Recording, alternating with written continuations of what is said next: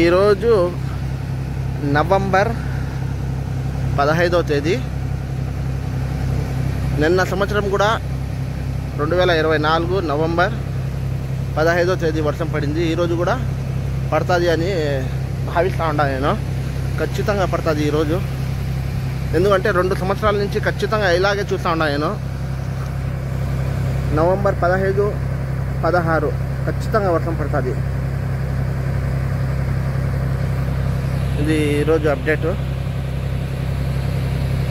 ఇప్పుడు సాయంత్రం టైం 5 గంటలకు వస్తుండది.